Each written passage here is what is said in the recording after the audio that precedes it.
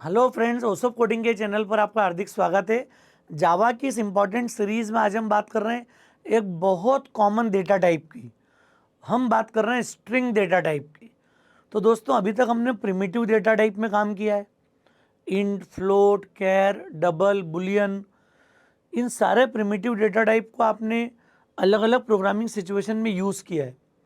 अब हम थोड़ा सा आगे बढ़ रहे हैं क्योंकि थोड़ा अब ऑब्जेक्ट ओरिएंटेड प्रोग्रामिंग पैराडाइम हमको क्लियर है, क्लास ऑब्जेक्ट की टर्मिनोलॉजी क्लियर है, कंस्ट्रक्टर हमको पता है क्या होते हैं। तो अब हम थोड़ा कुछ नए टॉपिक की बात करना शुरू करेंगे जिससे कि हम जावा को एक्चुअल फ्लो के साथ सीख पाएँ। सबसे कॉमन, सबसे जेनरिक डेटा टाइप होता है दैट इज़ स्ट्रिंग। अब जावा स्ट्रिंग को डेटा टाइप के बजाय एक क्लास के रूप में इम्प्लीमेंट करती है। इसलिए मुझे पहले क्लास ऑब्जेक्ट का डिस्कशन करना ज़रूरी था। हमने काफ़ी सारे प्रोग्राम अब बना लिए, हमने क्लास ऑब्जेक्ट के कॉन्सेप्ट को समझ लिया है। तो अब हम कंफर्टेबली समझ पाएंगे कि स्ट्रिंग क्लास का मतलब क्या होता है। तो दोस्तों, प्रिमिटिव टाइप मतलब हमने int, float, char, double, boolean, इन सबको अलग अलग सिचुएशन में यूज़ किया। They are normal primitive data type. String को जावा डील करती है क्लास टाइप के रूप में। अब कैसे यूज़ करती है, क्या इसका इम्पोर्टेंट रोल है, वो सारा आज हम इस लेक्चर में डिस्कस करेंगे। इम्पॉर्टेंट लेक्चर है, जेनरिक डेटा टाइप है। लगभग मेजॉरिटी ऑफ प्लेसेस पे हम स्ट्रिंग को, डेटा टाइप को डिफरेंट सिचुएशन में रिक्वायरमेंट के करस्पॉन्डिंग यूज़ करते हैं। तो जनरल डेटा टाइप है दोस्तों ये। तो हम बात करेंगे स्ट्रिंग क्लास के बारे में। क्लियर? तो ये सीक्वेंस ऑफ कैरेक्टर्स होंगे। मतलब स्ट्रिंग जब भी डिफाइन होगी, basically it is group of characters. अब वो कैरेक्टर आप चाहो तो लेटर्स हों, डिजिट हों, स्पेशल कैरेक्टर्स हों, स्पेस हों, कुछ भी हो सकता है। मतलब स्ट्रिंग जब भी डिफाइन होगी तो that can be a combination of alphabets, numbers, other special characters like plus minus, %, @ underscore, और फिर स्पेस। जैसे हमने बोला India is great, coding is fun at Osop coding. तो जो स्पेसेस आ रही है सेंटेंस के बीच में, that is also covered under string. तो स्ट्रिंग डेटा टाइप मतलब ये सभी तरह के कॉम्बिनेशन के बेस पे डिफाइन कर पाएंगे अपन। अब जावा स्ट्रिंग को एक ऑब्जेक्ट के रूप में डील करती है।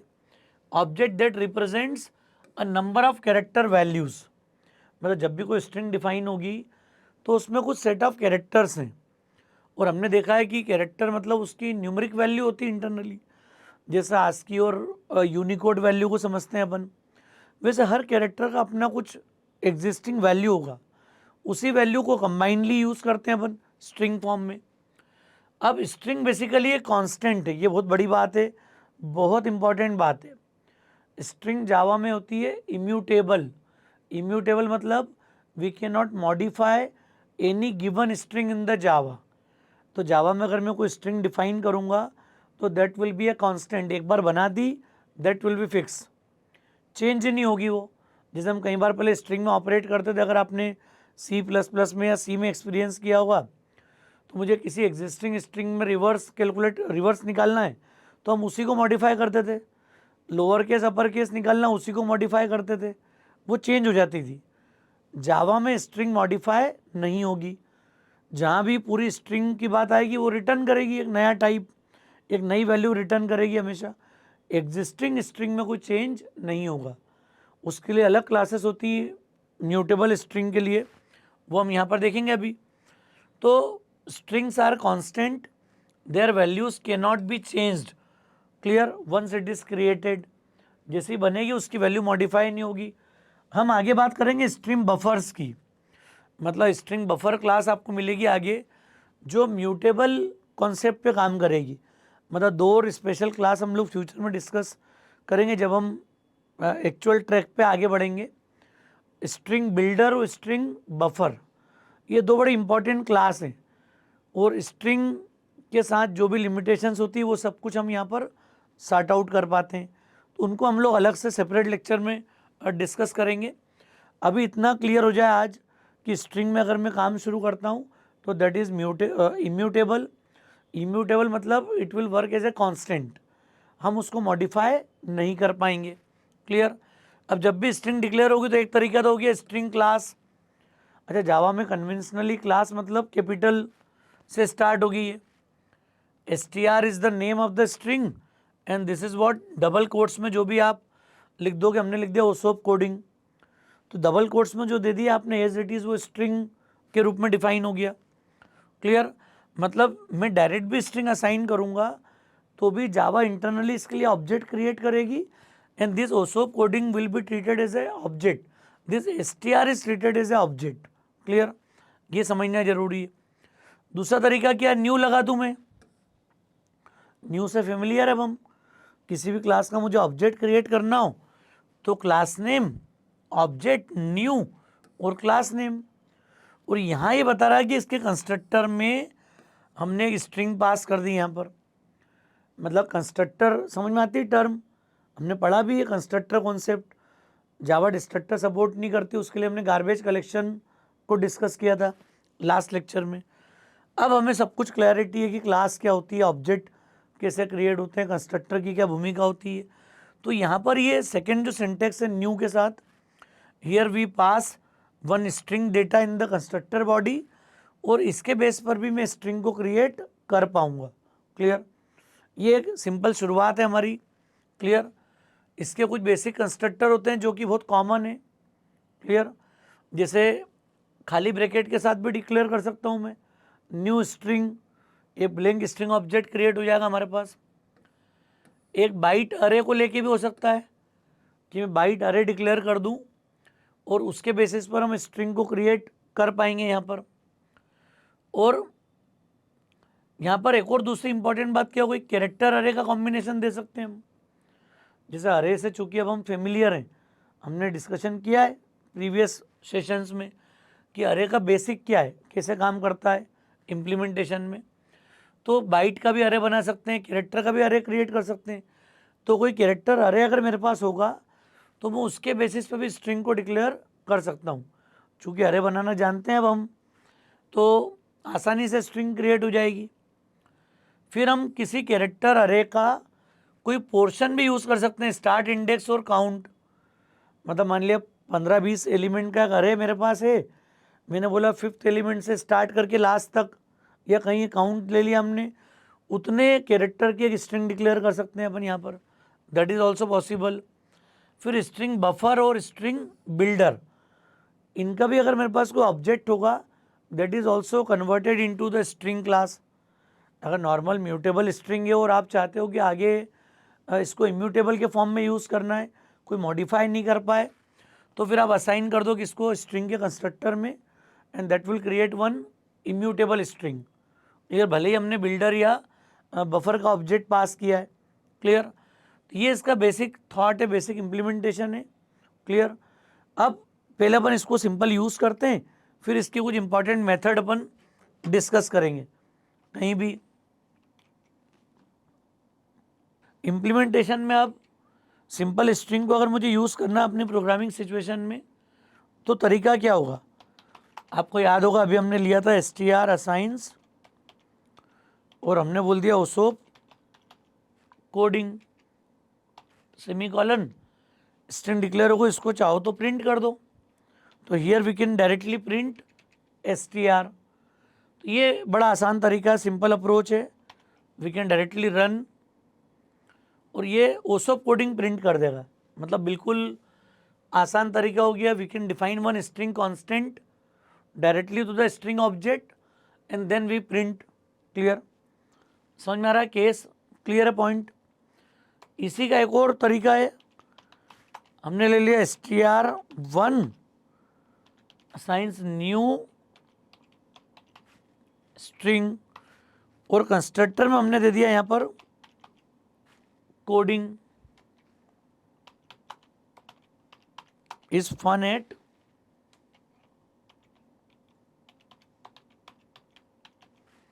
ओसोप कोडिंग, ये हमने डिफाइन कर दिया। क्लियर?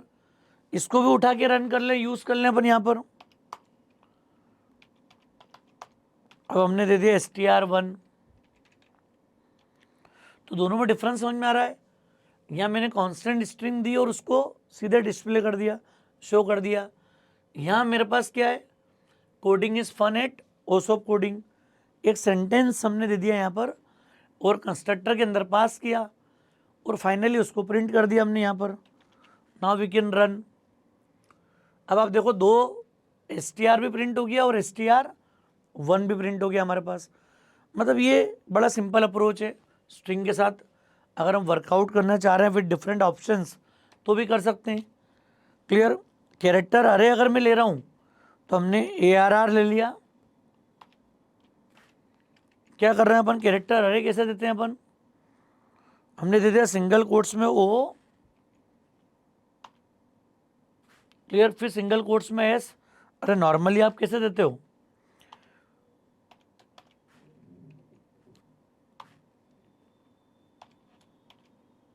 हमने ओसोप दे दिया, कॉमा लगा लगा के एक कैरेक्टर अरे बना दिया, हाथों डिक्लेयर कर दिया हमने।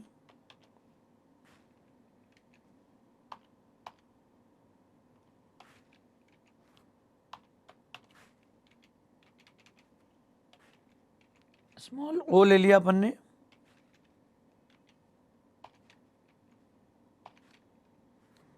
कॉमा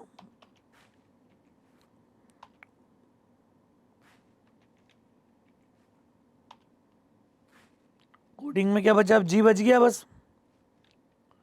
तो ये हमने ओसोप कोडिंग डिक्लेयर कर दिया यहाँ पर। और अब मैं सपोज ये स्ट्रिंग को मैं कमेंट कर रहा हूँ यहाँ पर, क्या करा हमने, मैंने अब str डिक्लेयर करा वापस, न्यू स्ट्रिंग और ब्रैकेट में मैंने दे दिया ARR। समझना बात को आप, बाइट अरे हो या कैरेक्टर अरे हो, डिफरेंस सिर्फ कितना आ रहा है, बाइट अरे मतलब 1 बाइट के हिसाब से आस्की वैल्यू के हिसाब से वर्कआउट करेगा वो, और कैरेक्टर फॉर्म बोला मतलब यूनिकोड स्टैंडर्ड है। तो ये दोनों का डिफरेंस है बाइट और कैरेक्टर अरे के बीच का। आगे जब कभी आयो वगैरह पढ़ोगे आप तो दिखिएगा जावा में आयो दो तरीके से इम्प्लीमेंट होगा, बाइट बाय बाइट भी हम डेटा को रीड राइट कर पाते हैं और कैरेक्टर बाय कैरेक्टर भी उसको रीड और राइट कर पाते हैं। तो ये वो तरीका है कि मैं कैरेक्टर अरे बाइट अरे कुछ भी पास कर दूं यहाँ पर और अब मैं प्रिंट कर दूं ARR। तो ये मैं तरीके बता रहा हूँ आपको सारे कि स्ट्रिंग को मैं कितने पॉसिबल तरीक़ों से लिख पाऊँगा। पहले ये आ गया coding is fun at Osop coding and then Osop coding. देखो आप, ये मेरा कैरेक्टर अरे था, but when we pass this array in the string constructor, finally इसको हमने कैसा यूज़ कर लिया। अच्छा, मैंने यहाँ ARR प्रिंट करा है, हमने इसको स्ट्रिंग प्रिंट करना है, सेम आएगा आउटपुट, कोई डिफरेंस नहीं है। क्लियर है, पॉइंट समझ में आ रहा है क्या करना है। कैरेक्टर अरे भी तो वो स्ट्रिंग के रूप में ही डील होगा कहीं पर भी। हाँ, एक सिंटेक्स इसका जरूर था कि हम अगर ये बोल दें कि 0 1, अरे 0 1 2 3 4 मतलब 4 से स्टार्ट करो, और कोडिंग में कितने कैरेक्टर आ रहे हैं देखो आप, 6 कैरेक्टर, तो मैंने 6 ले लिए। 5 बोलूँगा तो ये जी हट आएगा, कोडिंग आ जाएगा बस। ये ARR के साथ देना है आपको, कॉमा 4 कॉमा 5, और अब स्ट्रिंग मैंने प्रिंट कर दी यहाँ पर। तो ये बता देगा कि अब ओसोप कोडिंग में से CODIN ये 5 कैरेक्टर उठा लेगा स्ट्रिंग के अंदर। ये इसके सिंपल कंस्ट्रक्टर है अलग अलग। देखो आप, जी हट गया, अगर मैं सीज बोलता तो जी भी इंक्लूड हो जाता यहाँ पर। तो जो भी कैरेक्टर स्ट्रिंग मेरे पास होगी, जो डेटा मेरे पास अरे में आ रहा है, उसके किसी पोर्शन को लेके भी मैं स्ट्रिंग को क्रिएट कर सकता हूँ। तो ये स्ट्रिंग डेटा टाइप के तरीके हैं कि आप असाइनमेंट से क्रिएट कर दो या फिर कंस्ट्रक्टर में डेटा सप्लाई कर दो, कोई अरे बना लो, अरे पास कर दो, अरे के किसी पोर्शन को भी उठा लूँ मैं और स्ट्रिंग क्रिएट कर सकता हूँ। हाँ, स्ट्रिंग बिल्डर वगैरह का भी यूज़ नहीं कर रहे हैं, बफर बिल्डर अभी हमने पढ़ा नहीं है, तो मैं 2 कंस्ट्रक्टर यूज़ नहीं कर रहा हूँ। क्लियर। तो ये हमारा तरीका है स्ट्रिंग बनाने का। इसके बाद दोस्तों बात करेंगे हम यहाँ पर स्ट्रिंग की इंपॉर्टेंट मेथड्स की। बहुत सारी मेथड और हैं, मैं कुछ कॉमन मेथड पहले आज डिस्कस कर रहा हूँ इस लेक्चर में। आगे जब कभी नीड होगी फिर हम उसको एडवांस लेवल पे डिस्कस करेंगे। सबसे पहले आती है लेंथ मेथड। लेंथ का मतलब क्या हो गया, ये स्ट्रिंग की लेंथ कैलकुलेट करेगी, 5 7 8 कितने कैरेक्टर की, 12 कैरेक्टर की वो दे देगा। इक्वल्स में हम लोग देखते हैं इक्वल्स ये दो स्ट्रिंग को कंपेयर करेगी। और ऑब्जेक्ट क्यों दिया यहाँ पर, तो ये चीज़ थोड़े दिमाग में रखना है आपको कि जावा में क्लास हम लोग आगे आगे पढ़ेंगे object class. Object class Java की सारी क्लासेस की पेरेंट क्लास है। मतलब जब भी क्लास ऑब्जेक्ट की बात शुरू होगी, डिस्कशन होगा, तो सबसे ज़रूरी है ये ऑब्जेक्ट क्लास। और ऑब्जेक्ट क्लास का थॉट भी आपको क्लियर होगा, कॉन्सेप्ट पता होगा कि रोल क्या है। तो ये जावा की सारी क्लासेस की पेरेंट क्लास है। कॉन्सेप्ट समझ में आ रहा है क्या बोलना चाह रहे हैं अपन? It is a parent class of every Java class. Java की सारी क्लासेस की ये पेरेंट क्लास है। हम नी भी लिखेंगे, नी भी मानेंगे इनहेरिटेंस, तो भी ये टॉप लेवल क्लास है। मतलब किसी भी क्लास का ऑब्जेक्ट में ऑब्जेक्ट क्लास को असाइन कर सकता हूँ। इसलिए जब भी रिसीविंग वाली बात कहीं पे भी आएगी पैरामीटर की, तो वो हमेशा ऑब्जेक्ट रिसीव होगा, क्योंकि इसको मैं स्ट्रिंग 1 स्ट्रिंग 2 ये कुछ भी असाइन कर सकता हूँ। तो इक्वल्स मेथड कंपेयर करती है डेटा कंपैरिजन के लिए कि दोनों का डेटा सेम है या नहीं है। क्लियर? कंपेयर टू से भी हम लोग काम कर पाते हैं। इक्वल्स आपको बुलियन रिटर्न करेगी ट्रू या फॉल्स, और कंपेयर टू आपको दे देगी यहाँ पर कि स्ट्रिंग बड़ी है, छोटी है, इक्वल है, मतलब सारा ऑप्शन। कल से अगर सॉर्टिंग करने की नीड होगी तो मैं कंपेयर टू के साथ मल्टीपल स्ट्रिंग को भी सॉर्ट कर सकता हूँ। क्लियर? आगे हम बनाएंगे प्रोग्राम, चूँकि कंपेयर टू आप पढ़ रहे हैं तो आगे जाके प्रोग्रामिंग में इसको यूज़ करेंगे कहीं ना कहीं, क्योंकि बेसिक अरे आ गया, क्लियर, कंपैरिजन का लॉजिक आ गया, कंपेयर टू आ गई, पता लग गया अपने को। कैरेक्टर 8 किसी इंडेक्स पर कैरेक्टर कौन सा अवेलेबल है। सब स्ट्रिंग जैसा भी मैंने कंस्ट्रक्टर का यूज़ नहीं किया था 4,5, वैसे ये दोनों ऑप्शन है सेम। क्लियर? सब स्ट्रिंग का वही तरीका है कि हम इंडेक्स उठा लें या उसका बिगिनर और एंड इंडेक्स दे दें, तो उतनी स्ट्रिंग को मैं प्रिंट कर पाऊंगा सब स्ट्रिंग के फॉर्म में। क्लियर? इंडेक्स ऑफ, और इंडेक्स ऑफ आपने बोला तो उसका इंडेक्स रिटर्न हो जाए। एक सेंटेंस है जैसे हमने लिखा था कोडिंग इज फन एट, अब मैंने फन पास किया तो फन का इंडेक्स एक्चुअल कहाँ से आ रहा है, वहाँ वो वैल्यू रिटर्न कर देगा आपको ये। Upper case conversion, lower case conversion, एक होती है टू स्ट्रिंग। ये स्ट्रिंग डॉट टू स्ट्रिंग का रोल इसलिए आता है कि कई बार आपको डेटा को स्ट्रिंग फॉर्म में कन्वर्ट करके यूज़ करना पड़ता है। अगर वो फॉर्म दिया नहीं हो तो टू स्ट्रिंग एक कॉमन मेथड है। ये मेथड तो ऑब्जेक्ट क्लास की रियलिटी में, ये इक्वल्स और टू स्ट्रिंग ये दोनों ऑब्जेक्ट क्लास की मेथड है, और स्ट्रिंग क्लास इसको ओवरराइड करती है। चूँकि अभी इनहेरिटेंस और ये कॉन्सेप्ट हमने समझे नहीं है, तो ओवरराइडिंग पे बहुत ज़्यादा मैं एंटर नहीं हो रहा हूँ अभी। यहाँ पर आपको क्लैरिटी होना जरूरी है कि टू स्ट्रिंग का रोल क्या है, कैसे काम करेगी ये। और एक लास्ट इंडेक्स ऑफ कैरेक्टर, अगर कैरेक्टर मल्टीपल टाइम्स आ रहा हो तो जो उसका लास्ट प्रेजेंस है, लास्ट पोजीशन पे वो जहाँ भी अवेलेबल है उस इंडेक्स को रिटर्न कर दे। तो इसमें से कुछ मेथड को अपन चला के देख लेते हैं अपन यहाँ पर।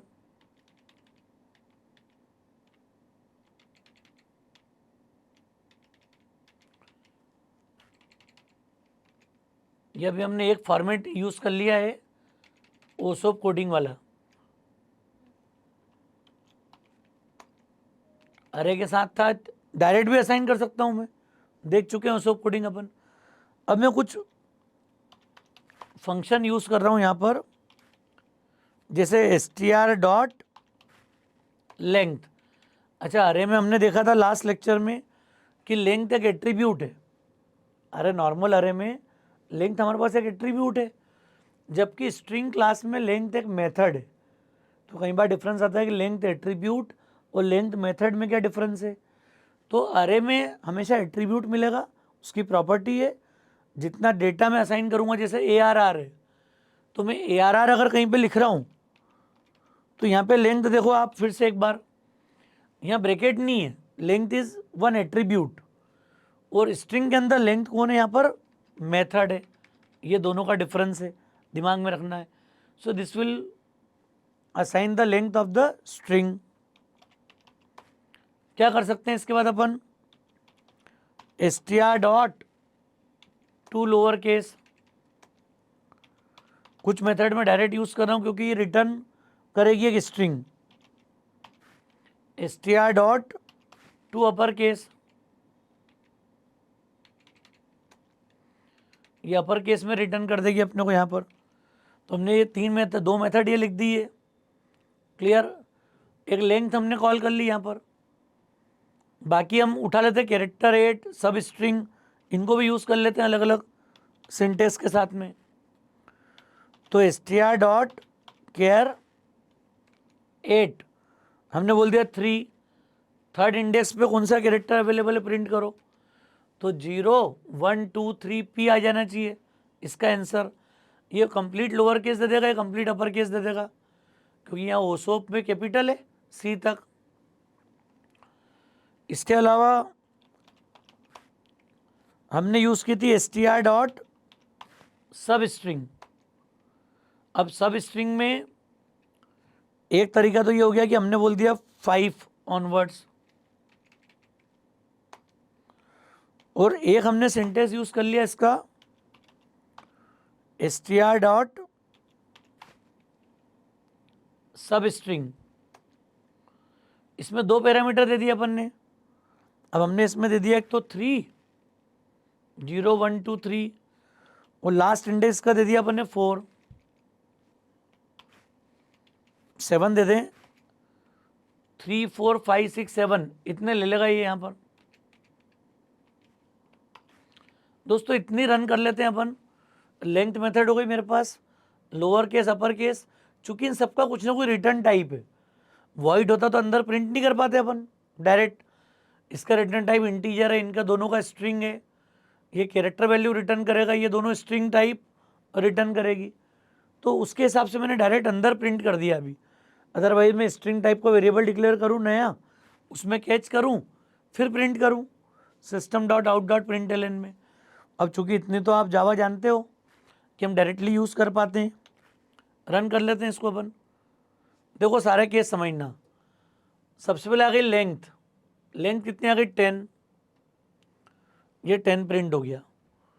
फिर ओसोप कोडिंग ऑल लोअर केस, ये देखो second output all lower case. फिर टू अपर केस, ये कंप्लीट ओसोप कोडिंग अपर केस में आ गया।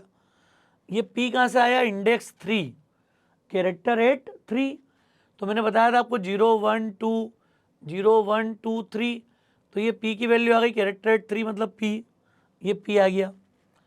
अब हमने बोला सब स्ट्रिंग 5 मतलब देखो 0 1 2 3 4 5 मतलब ओ से स्टार्ट हो गया, तो ODING ओडिंग, ये ओडिंग प्रिंट हो गया यहाँ पर देखो आप।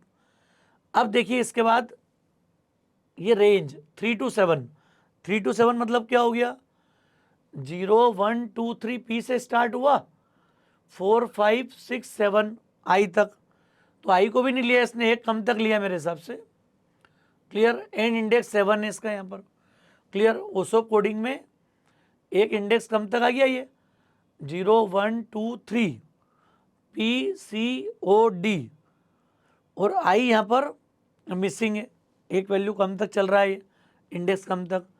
तो ये इसका रिजल्ट आ गया रिटर्न टाइप का सब स्ट्रिंग का। तो दोस्तों समझ में आ रहा है कॉन्सेप्ट क्या है, ये इंपॉर्टेंट टर्म है। अब अगर मैं बाकी स्ट्रिंग की बात करूं कंपैरिजन के लिए, तो हमने str1 दे दी यहाँ पर,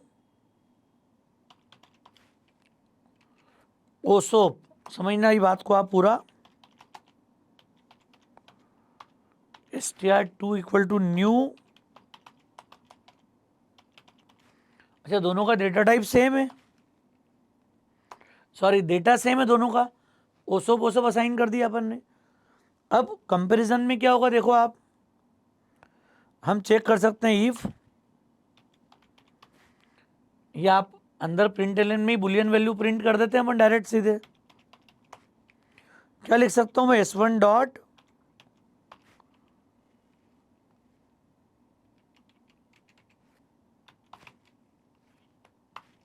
इक्वल्स,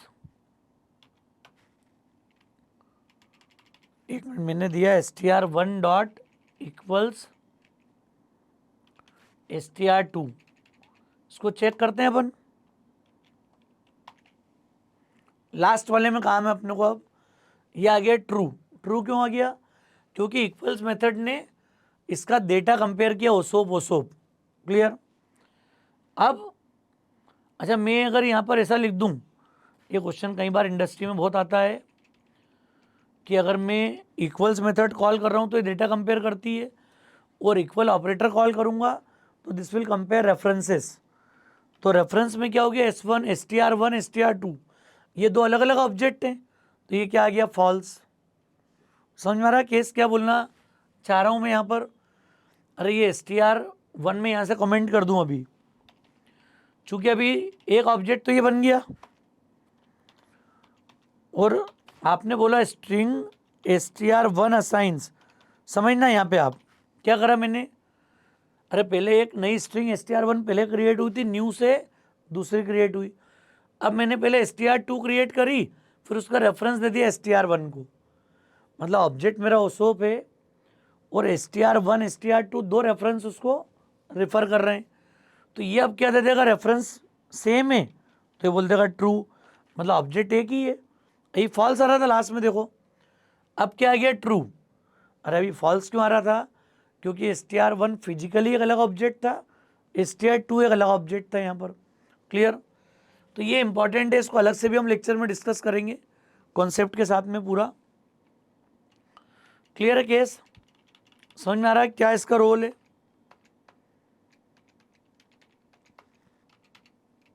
वापस अलग अलग कर दिया अपन ने। अच्छा, मैंने ओ कैपिटल कर दिया, देखो आप एस कैपिटल कर दिया, और अब मैं बोलूँगा str1 डॉट इक्वल्स str2। इसको प्रिंट कर रहे हैं, वापस देखना आप। अभी इसने ओसोप ओसोप ट्रू दिया था, अभी वापस क्या आ गया? फॉल्स। लास्ट वाली वैल्यू देखो आप, क्यों फॉल्स हो गया ये? क्योंकि केस सेंसिटिव है इक्वल मेथड, जो इक्वल से ये केस सेंसिटिव है। अगर आप चाहते हो कि केस सेंसिटिविटी चेक नहीं करना हो तो एक आती है इक्वल्स इग्नोर केस। अब क्या होगा? डेटा चूंकि सेम है ओसोप ओसोप, केस सेंसिटिव का डिफरेंस अगर मैं चाहता हूँ कि केस सेंसिटिव डेटा नहीं हो तो मैं यूज़ कर लूँगा इक्वल्स इग्नोर केस। लिखी नहीं वहाँ पर, चूँकि अभी सिमिलर है तो मैंने हाथों हाथ बात कर ली इस बारे में। Now it will come true. क्यों ट्रू है? क्योंकि दोनों अल्टीमेटली ओसोप ओसोप ही है। अगर कैपिटल स्मॉल का डिफरेंस चेक करना हो तो इक्वल्स को कॉल करो, और इक्वल्स इग्नोर केस की बात मैं कब करता हूँ? जब मुझे केस सेंसिटिव कंपैरिजन नहीं करना हो कहीं पर भी। क्लियर? आ रहा है समझ में अपने को? ये मीनिंग क्लियर है इसका? तो ये इसका अलग अलग रोल है। हमने दे दिया कोडिंग, और को दे दिया कोडिंग और ओसोप, दो अलग अलग स्ट्रिंग है। और अब समझना आप str1 डॉट, दोस्तों ये बहुत इंपॉर्टेंट मेथड है, कंपेयर टू, बहुत ज़्यादा यूज़ होगी आगे कंपेरेटर में, कंपेरेबल में, हर जगह कहीं ना कहीं इनको यूज़ करेंगे प्रोग्रामिंग सिचुएशन में। तो कंपेरेबल इंटरफेस की मेथड है कंपेयर टू।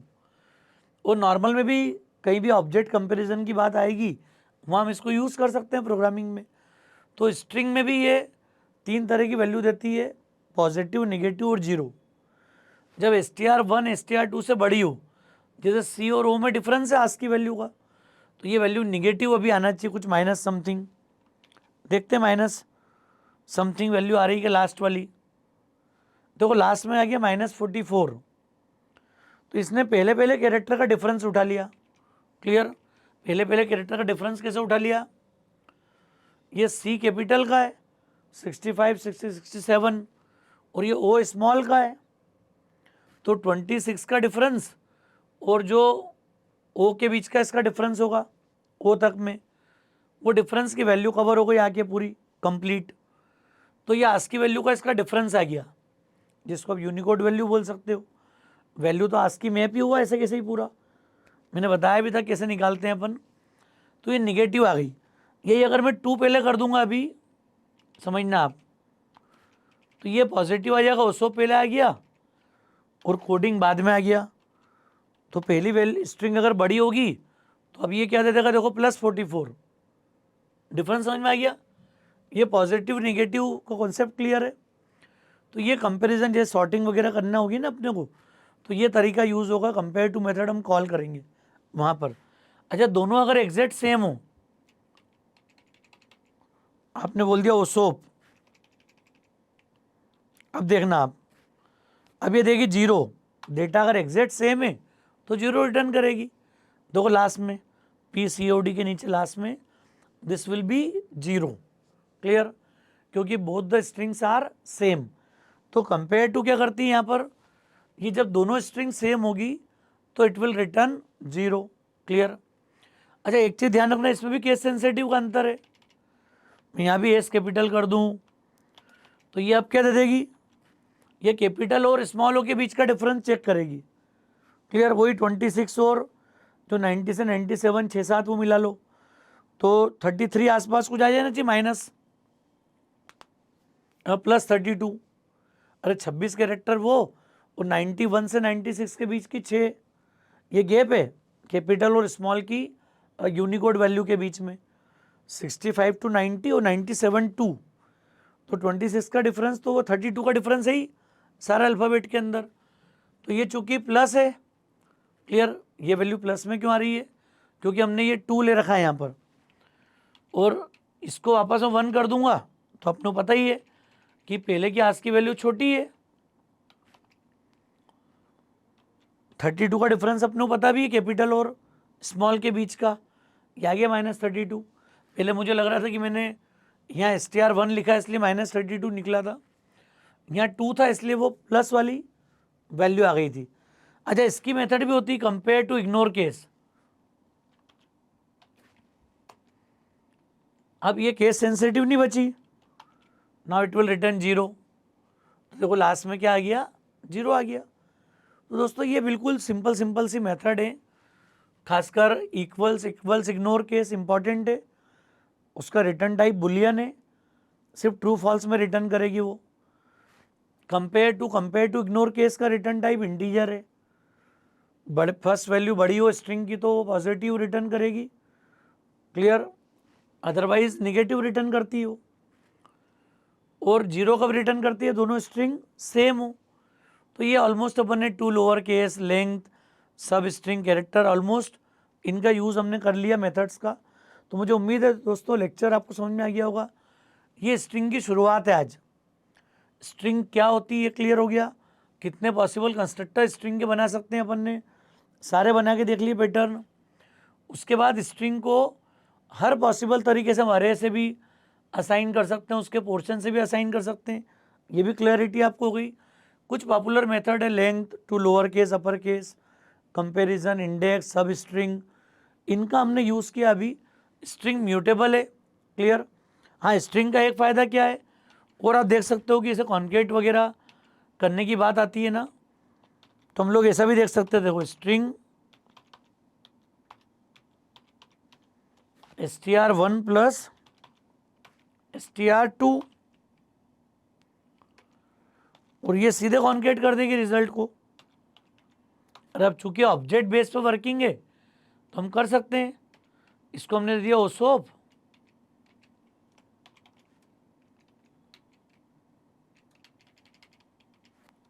और इसको दे दें अपन coding.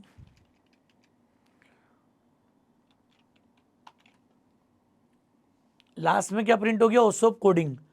So this is what concatenation, plus plus करके मैं कॉन्केट कर पाऊंगा स्ट्रिंग को यहाँ पर। ये इसका फ़ायदा है। क्लियर, हम सीधे सीधे प्लस करके भी यूज़ कर पाएंगे। तो प्रोग्रामिंग में रेफरेंसेस का रोल है, बड़ी आसानी से हम लोग काम कर पाएंगे ये सब कुछ। तो अब मेहनत नहीं है जावा के साथ स्ट्रिंग को डील करने में। स्ट्रिंग चूँकि क्लास है तो क्लास का फर्स्ट लेटर अपन कैपिटल रखते हैं। तो जब भी स्ट्रिंग में कहीं भी यूज़ करूँगा, जैसे सिस्टम का एस कैपिटल होता है कि नहीं, वैसे स्ट्रिंग का भी एस कैपिटल है पूरी वर्किंग में। अरे को लेके बेसिक क्लैरिटी पहले ही हो गई थी लास्ट लेक्चर में। तो हम लोग कैरेक्टर अरे, बाइट अरे से भी स्ट्रिंग को क्रिएट कर पाते हैं। तो दोस्तों इन ऑल थोड़ा सा मुझे भरोसा होगा कि स्ट्रिंग आज आपको क्लियर हो गई होगी कि डेटा टाइप का रोल क्या है, कंस्ट्रक्टर की क्या भूमिका है, सिंपल मेथड कैसे काम करती है स्ट्रिंग के साथ में। लेक्चर ठीक लगा हो तो फ्रेंड्स को ज़रूर शेयर कीजिएगा। होसोप कोडिंग को अगर आपने सब्सक्राइब नहीं किया हो तो मेरा रिक्वेस्ट है चैनल को सब्सक्राइब जरूर करें, कमेंट करके ज़रूर हमको बताएं, क्योंकि आप लाइक करेंगे, शेयर करेंगे, कमेंट करेंगे तो उससे कहीं ना कहीं एक क्वालिटी कंटेंट बनाने के लिए मोटिवेशन मिलेगा, और मोटिवेशन मतलब कहीं ना कहीं कंटेंट बनाने में भी हेल्प करेगा, और एक कॉन्फिडेंस लगातार बना रहेगा कि आपको बेस्ट से बेस्ट कंटेंट हमेशा देना है। थैंक्स अ लॉट दोस्तों।